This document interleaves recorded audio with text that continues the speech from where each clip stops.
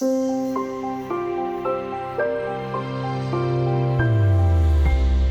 2013, a former hedge fund manager called Victor Haghani presented a TED Talk entitled "Where are all the billionaires and why should we care?" Given there were so many millionaires at the start of the 20th century, Haghani says there should be far more billionaires today. After all, in that time, financial markets, particularly stock markets, have risen hugely.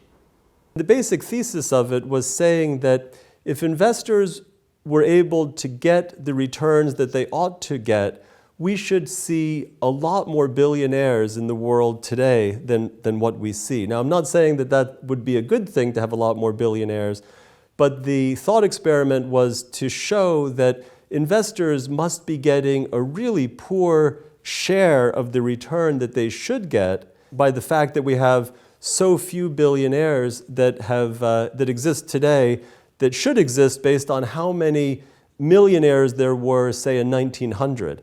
And so it's this thought experiment that's really proving, maybe proving is a little bit too strong of a word, but helping us to think about just how poorly investors have done in terms of capturing the returns that they ought to. So you might be wondering, why aren't there more billionaires today? Well, Victor Haghani puts it down to two main factors. The first one is frictions, is the costs of active management, transactions cost, inefficient investment in terms of taxation. So, very heavy turnover that generates a lot of taxes every year. So frictions is one. And the other one is really our own self-inflicted problems, the way that we manage the money ourselves. How much damage, then, are those two things causing to our investment returns? Well, using actively managed funds instead of low-cost index funds will cost you an extra 1.5%, maybe up to 2% a year. But bad investor behaviour, particularly chasing performance, is even more costly than that. A number of different researchers have analyzed those numbers, and what they generally look at is what's called investor returns and fund returns.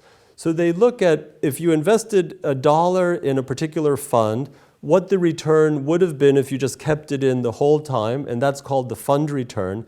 And they compare that to what they call investor returns, which is they look at the cash going in and out of each fund and look at the internal rate of return or the return on that.